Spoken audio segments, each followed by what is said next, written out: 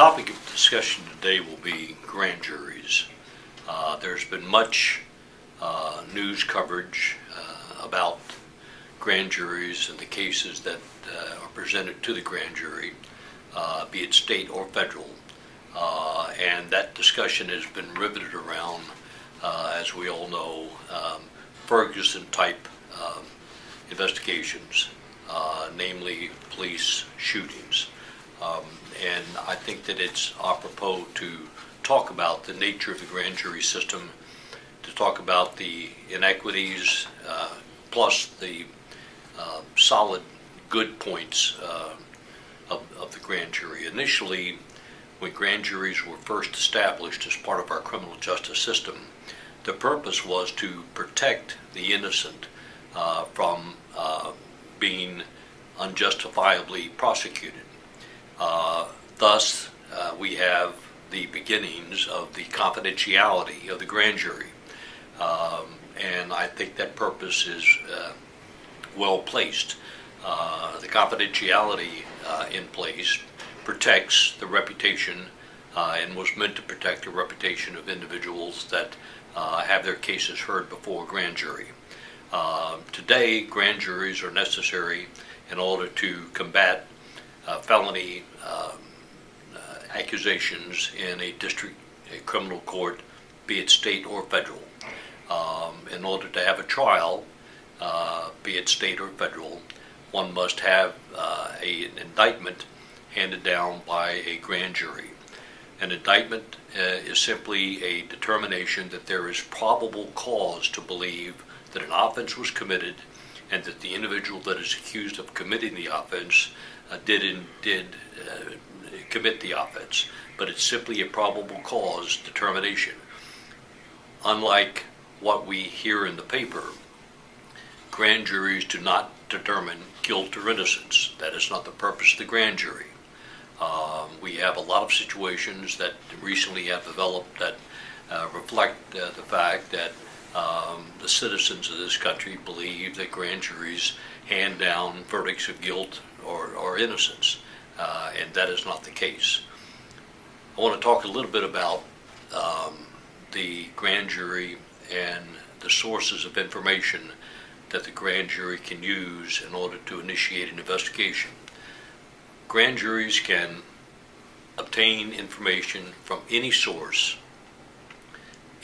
whatsoever. A news report, a newspaper article, an individual who files a complaint. Those sources are not limited. Grand juries do not need the district attorney's office in order to investigate a particular cause that the grand jury sees fit for investigation. The district attorney's office, in turn, presents cases to the grand jury simply because they are the collection agency that, in almost every instance, obtains information pertaining to an investigation of a criminal nature. That information is then presented to a grand jury through a district attorney. Now, is it necessary for the defense lawyer to go through the district attorney's office in order to present or ask that information be investigated by a grand jury? And the answer is no. The individual defense lawyer can put together a packet, take it to the clerk, and ask that when Mr. Jones's case comes up for consideration by the grand jury, we would like this packet presented to the grand jury. That is normally not the process that takes place. A individual packet, and I urge every defense lawyer to take the opportunity to present packets of information favorable to your client. Have 13 ready to go, one for the prosecutor. There are 12 grand jurors that consist of each grand jury. It takes 9 grand jurors to return a true bill of indictment. If only 8 are present, then the grand jury probably will roll over that particular investigation. Police shootings, like every profession,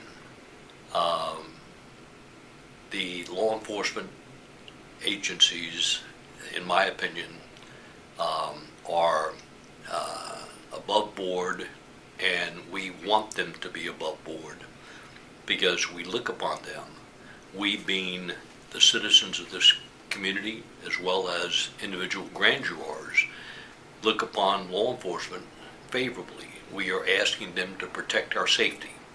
But as in every profession, be it legal, judicial, or law enforcement, there are occasionally bad apples.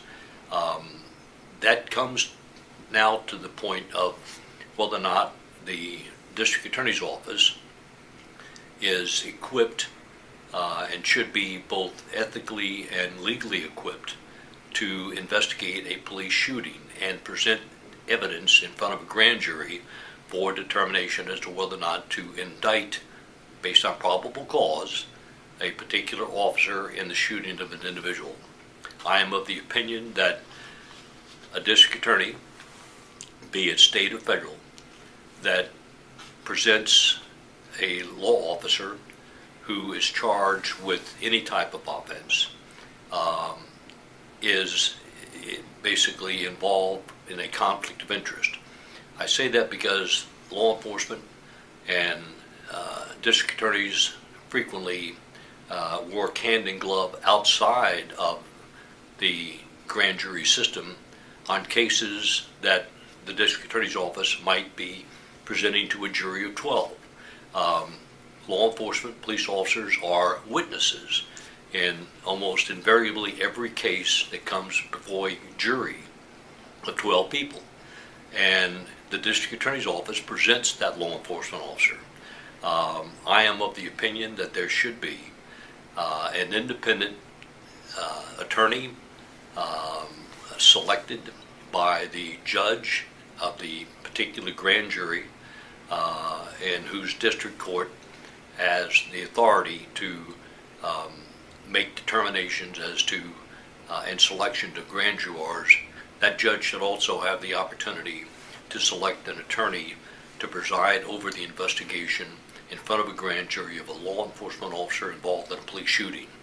That would eliminate, in my opinion, a great deal of dissatisfaction and the appearance of impropriety when the same individual that perhaps is involved in the investigation of the case with the district attorney's office presents an individual law enforcement officer for a determination by a grand jury as to whether or not that individual should be indicted. Another point that needs to be addressed: does the accused have a right to have his or her lawyer in front of the grand jury?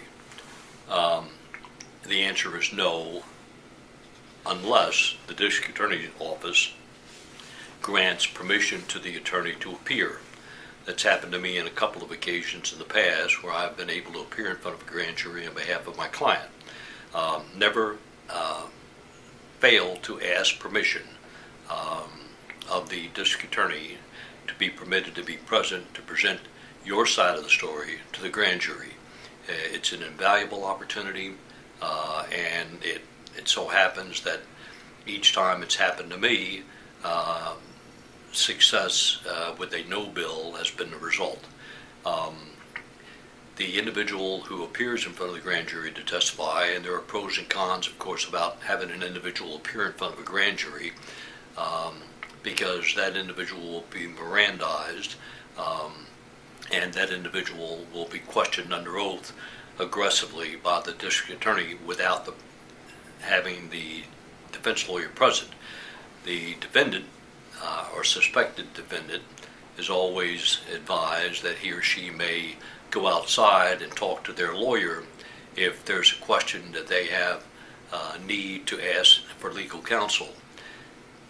If that person in front of the grand jury invokes that right in front of the grand jury, I will guarantee you that that person is going to be indicted, because it will always tell the grand jury that the individual has something to hide if that person goes and talks to his or her criminal defense lawyer. The better part of the decision as to whether or not to put an individual in front of a grand jury. Under exceptional circumstances, you do, but the circumstances absolutely have to be extreme. Not only does the individual, for instance, face the possibility of having another charge of aggravated perjury investigated by another grand jury, but also that story, if the individual is indicted, is already heard by the district attorney's office, and his or her testimony can be used to impeach anything that happens down the road if an indictment takes place, followed by a trial of that individual. Federal grand juries are much the same. District attorneys are not handcuffed figuratively in being able to select the type of information that he or she presents to a federal grand jury. There are instances where false information has been provided to federal grand juries, and case law reflect that, given the fact situation, that's not necessarily grounds to throw out the indictment.